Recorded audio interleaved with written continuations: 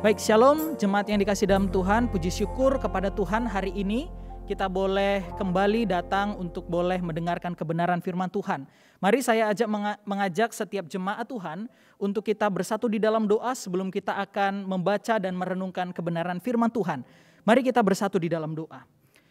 Bapa kami di dalam surga, kami bersyukur untuk anugerah Tuhan yang boleh mengundang kami untuk boleh berbagian di dalam kebaktian doa malam saat ini. Tuhan, kami bersyukur untuk setiap pujian, juga setiap doa yang sudah kami naikkan bagi gereja kami, bagi Indonesia, dan juga bagi beberapa rekan kami Tuhan. Kami serahkan untuk pemberitaan firman Tuhan ke depannya ke dalam tangan pimpinan-Mu. Biar Tuhan yang juga boleh menolong setiap kami jemaat Tuhan, agar kami dapat memahami dan dimampukan untuk melakukan kebenaran firman Tuhan ini. Terpujilah nama-Mu demi Tuhan kami Yesus Kristus, Allah kami yang hidup, kami berdoa dan bersyukur. Amin. Jemaat yang dikasih dalam Tuhan, malam hari ini kita akan membahas bagian firman Tuhan di dalam Wahyu 3 ayat yang ke-7 hingga ayat yang ke-13. Wahyu 3 ayat yang ke-7 hingga ayat yang ke-13, saya akan bacakan ayat firman Tuhan ini bagi saudara sekalian.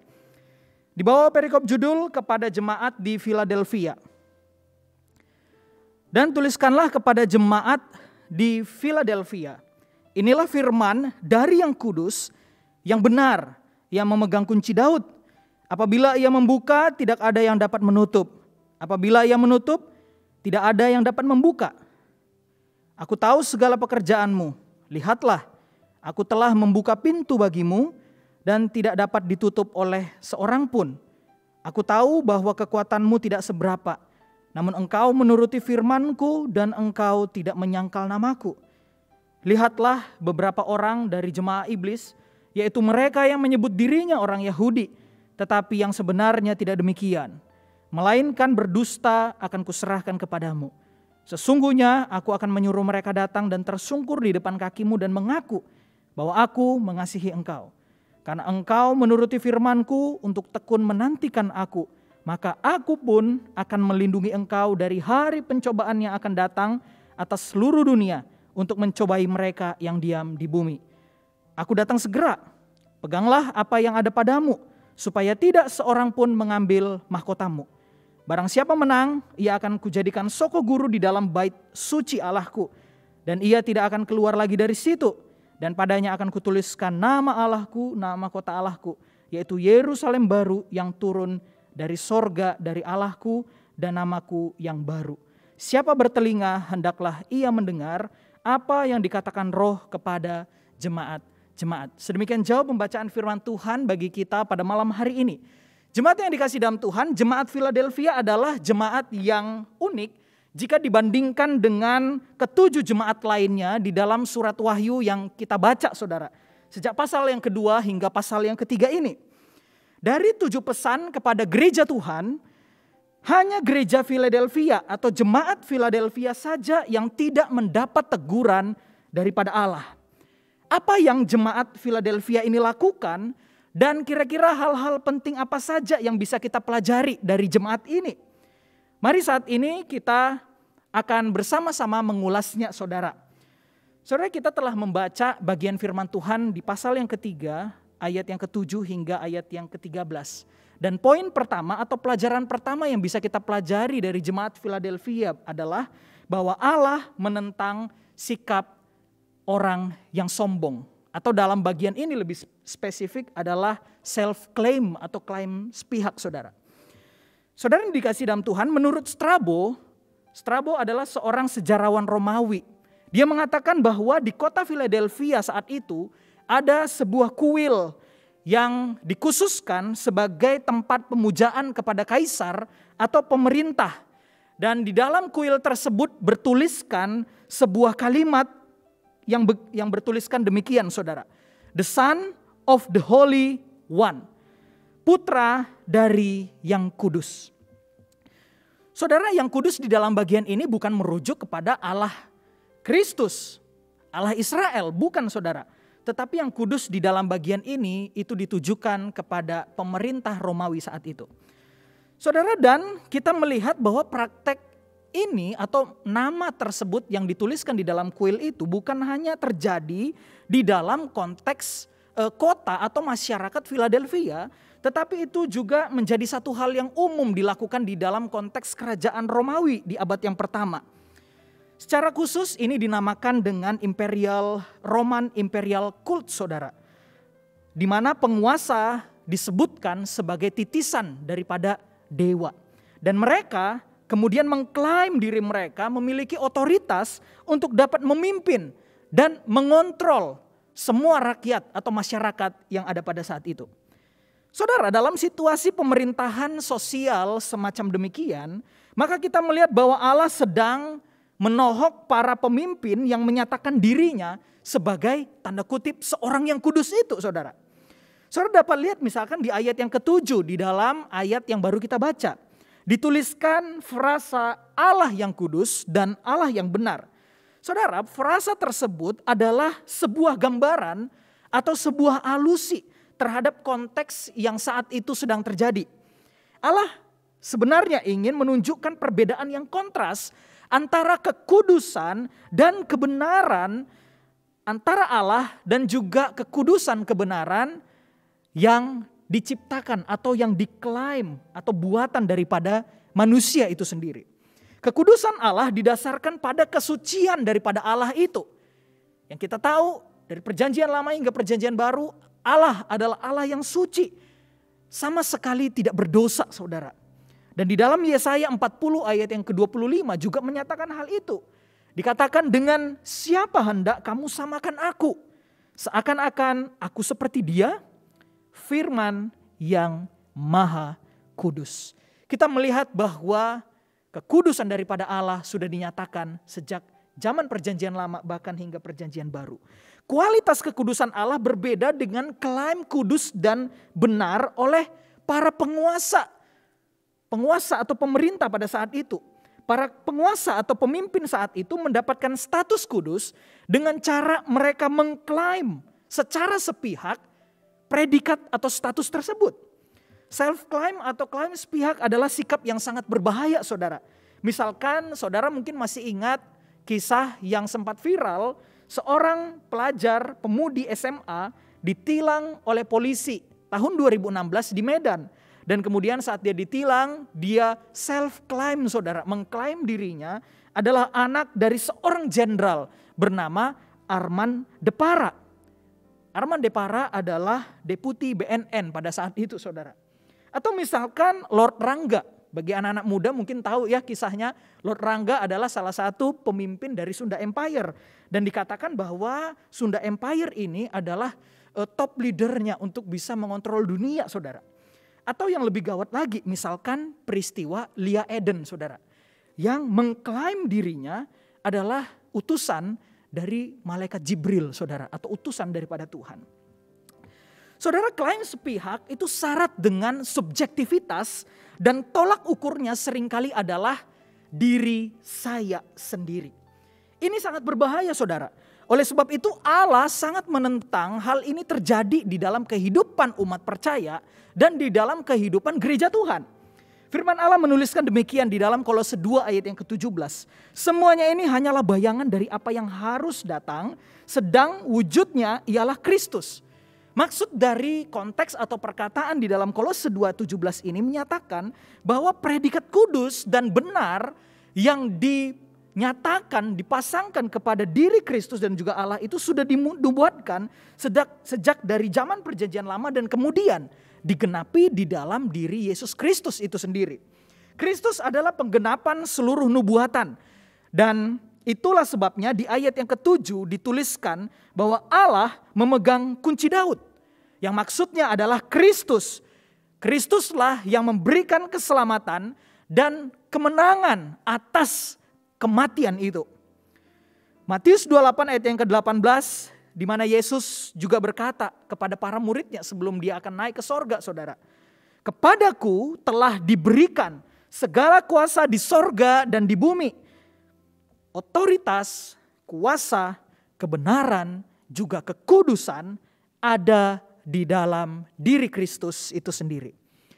Dalam kehidupan kita, saudara, mungkin kita berkata di dalam diri kita, aduh, Saya tentu tidak seperti anak SMA yang diceritakan di dalam contoh atau ilustrasi tadi.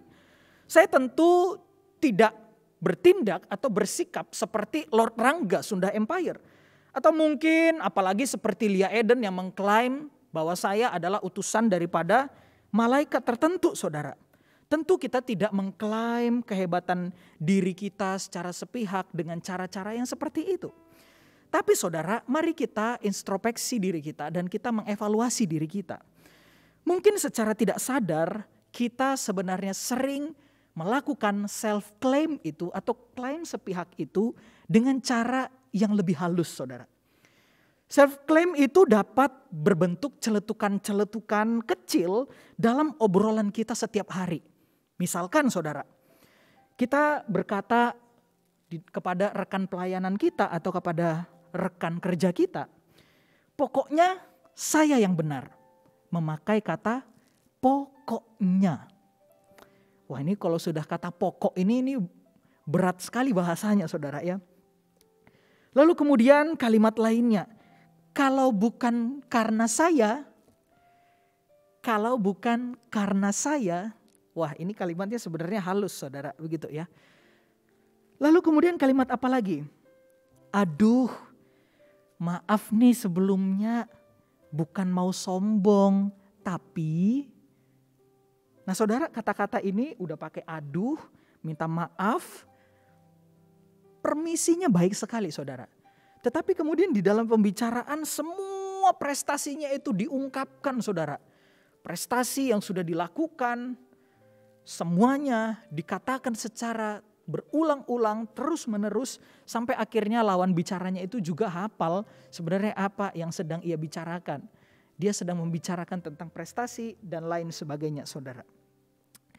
Atau mungkin pencarian atau motivasi kita untuk mencari pujian dan juga penghargaan dari orang lain atas apa yang sudah kita kerjakan. Dan juga hal-hal yang mungkin sudah kita korbankan buat siapapun saudara. Di dalam keluarga, di dalam pekerjaan kita, atau bahkan di dalam pelayanan kita.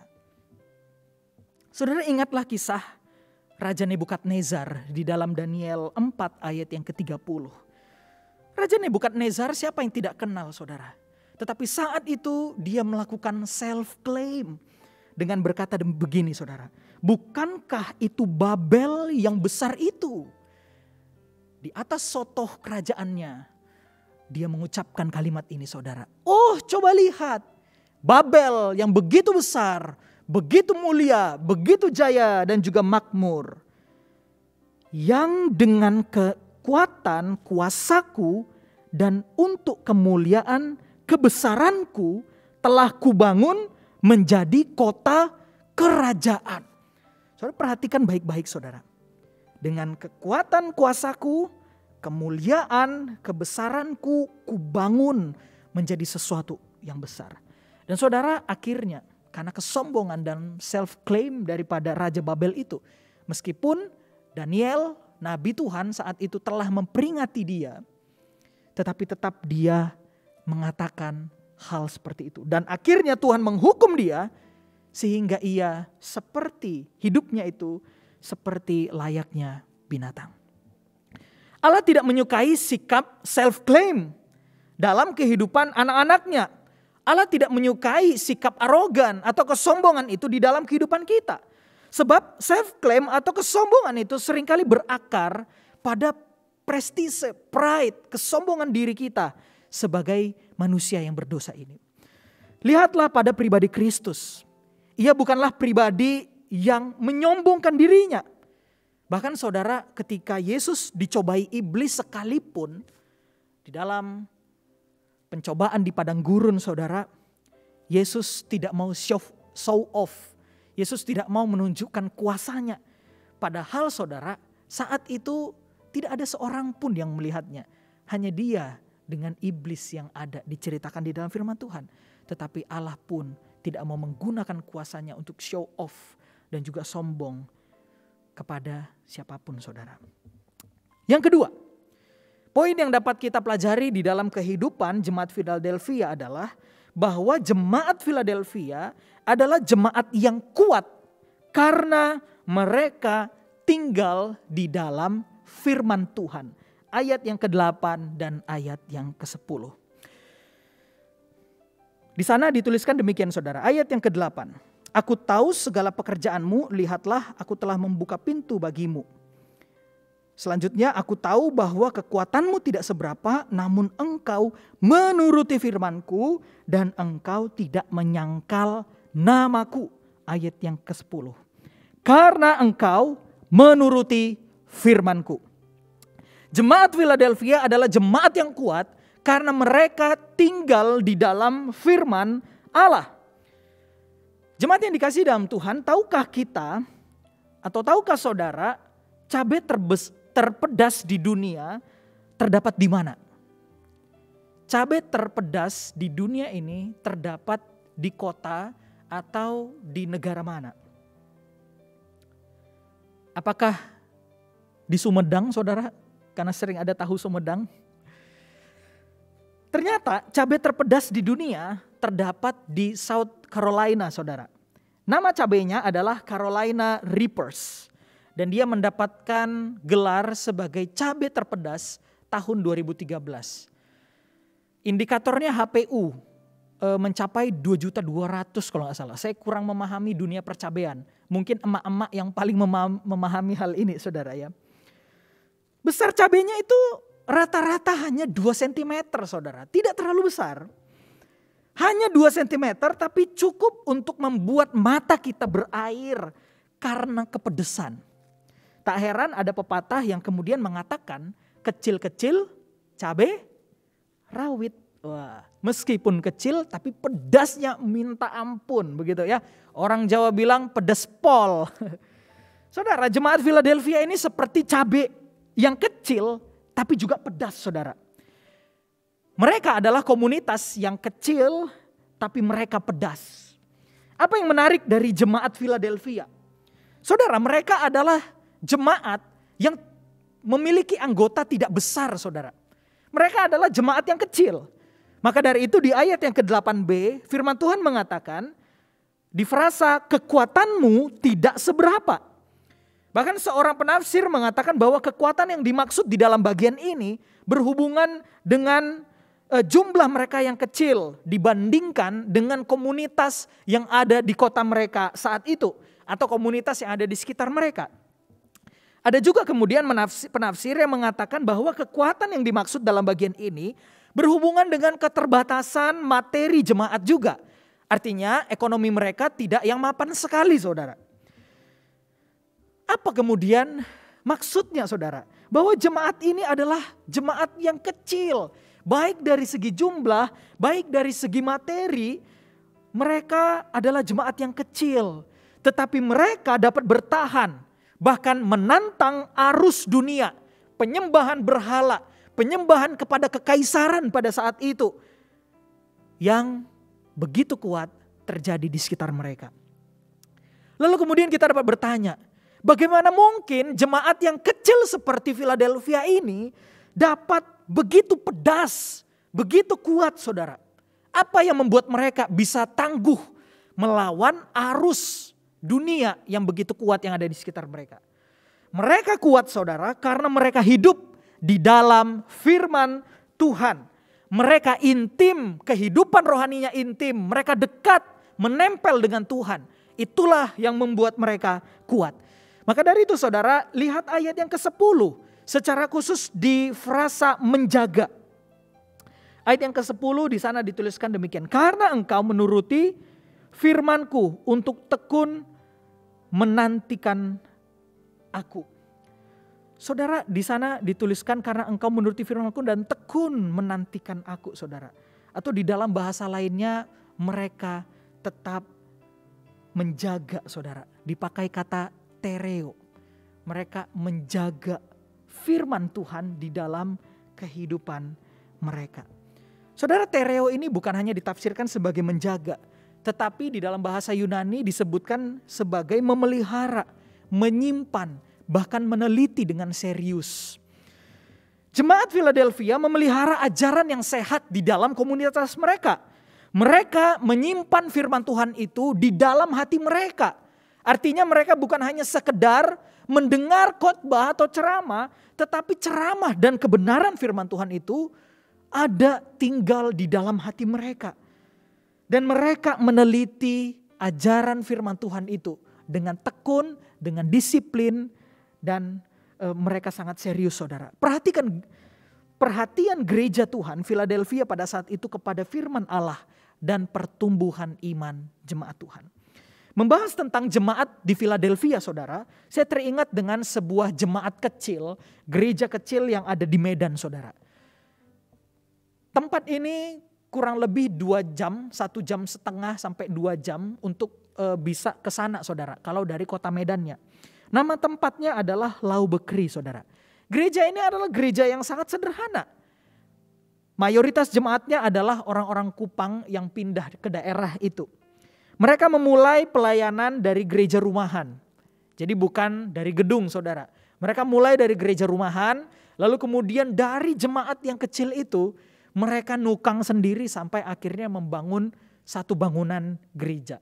Tidak besar-besar, saudara, tetapi jadilah cukup untuk mereka dapat beribadah dan bersekutu bersama.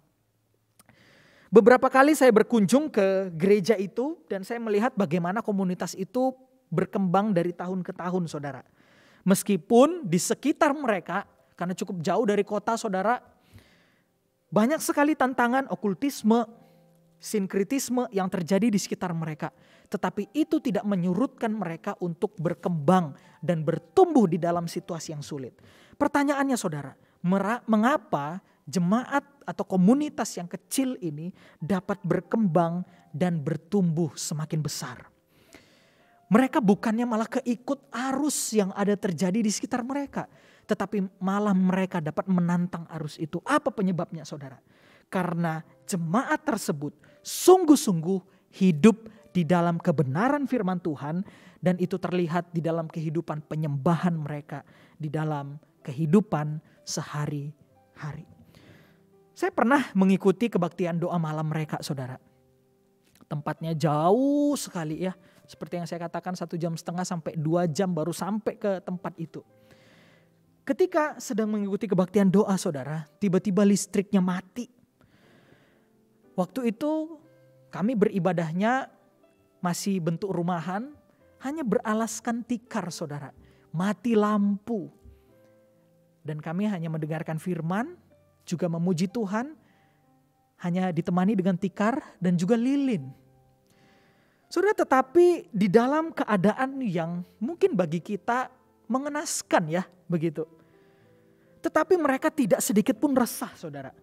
Mereka tetap bisa fokus karena mereka haus untuk mendengar kebenaran firman Tuhan itu. Mereka memuji Tuhan dengan sungguh-sungguh di dalam keterbatasan. Mereka bukan menjadi jemaat yang cengeng, yang kalau panas, yang kalau tidak nyaman sedikit saja, langsung hengkang atau undur dari pelayanan. Dari sini kita melihat bahwa baik jemaat yang ada di Lau Bekri yang saya ceritakan ataupun gereja Philadelphia ini, mereka memiliki kesamaan, saudara. Sebagai komunitas yang kecil, ekonomi yang mungkin terbatas, tapi mereka berhasil untuk memberikan impact, memberikan satu dampak yang besar kepada lingkungan di sekitar mereka. Dan mereka menarik banyak orang untuk hidup di dalam ajaran kebenaran dan mengenal Yesus Kristus dengan sungguh-sungguh.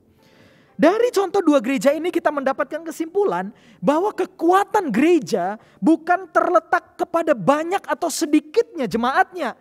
Tetapi seberapa setia setiap jemaat mengikuti Kristus dan mengikuti firman kebenaran Allah itu. Kekuatan gereja bukan terletak kepada seberapa banyak harta yang gereja miliki.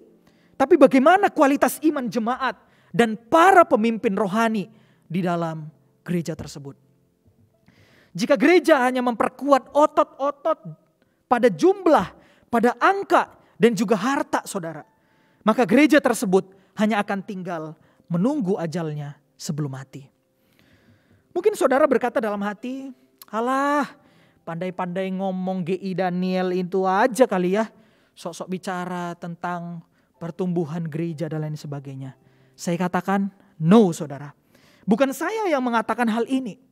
Saya hanya menyampaikan hasil survei yang dilakukan oleh Tom Rainer, seorang pengamat pertumbuhan gereja yang sudah melakukan survei lebih dari 150.000 gereja yang ada di seluruh dunia.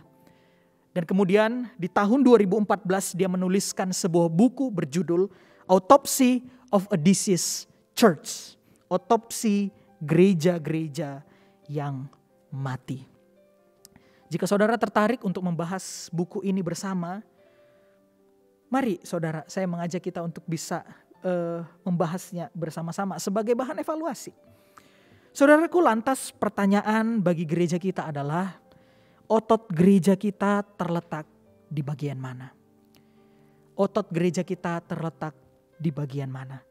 Apa yang menopang gereja kita sehingga gereja kita masih ada sampai dengan hari ini? Bagaimana keadaan gereja kita saat ini?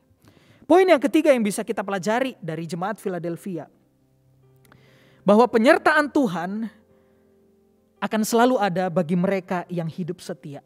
Ayat yang ke-10 dan juga ayat yang ke-12.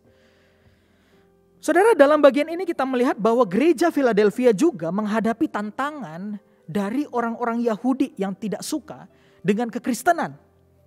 Alkitab menggunakan frasa jamaah iblis di ayat yang ke-9, bisa kita perhatikan, lihatlah beberapa orang dari jemaah iblis. Maksudnya adalah bahwa ada kaum Yahudi yang mencap diri mereka sebagai keturunan Abraham, tapi dalam praktiknya mereka menentang Kristus dan malah menganiaya jemaat Tuhan.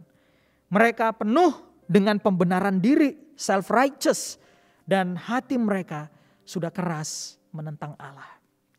Kita melihat bahwa jemaat Philadelphia menghadapi tantangan yang tidak mudah. Mereka dihantam dari berbagai sisi. Mulai dari pemerintahan penyembahan kepada pemerintahan Romawi, juga di sisi yang lain mereka menghadapi kelompok Yahudi yang tidak suka dengan mereka. Namun di dalam tekanan seperti itu saudara, firman Tuhan mengatakan bahwa mereka tetap hidup setia menantikan Tuhan. Bahkan mereka tidak menyangkal nama Allah. Saudara bisa lihat di ayat yang ke-8b. Kesetiaan mereka dalam menantikan Tuhan dan sabar dalam penderitaan adalah bukti bahwa mereka betul-betul mengenal Kristus dengan baik. Dan itu dituliskan di ayat yang ke-10b. Saudara sekalian, jemaat Philadelphia memahami bahwa Kristus pun telah mengalami terlebih dulu apa yang mereka rasakan. Pencobaan-pencobaan yang telah mereka rasakan di dalam kehidupan mereka. Dan kesetiaan jemaat akan menuai penyertaan Tuhan dalam kehidupan mereka. Bahkan di ayat yang ke-12 Allah mengatakan bahwa barang siapa yang menang akan dijadikan sokoguru. Apa artinya saudara? Artinya mereka akan dijadikan pilar. Di zaman itu saudara ada banyak sekali kuil bangunan bait yang besar-besar. Dan bait yang besar itu memakai pilar-pilar yang besar juga untuk menopang bangunan yang megah itu saudara. Seperti pilar bangunan yang megah yang menyangga dengan kokoh. Maka itulah yang akan terjadi kepada setiap orang yang hidupnya setia kepada Tuhan. Artinya kehadiran umat yang setia itu akan menjadi satu bentuk di mana kehadiran Tuhan juga terpancar melalui kehidupan mereka. Berkenaan dengan penyertaan Tuhan di masa sengsara, ada beberapa tafsiran yang menyatakan bahwa ayat ini sebenarnya berhubungan dengan masa tribulasi saudara.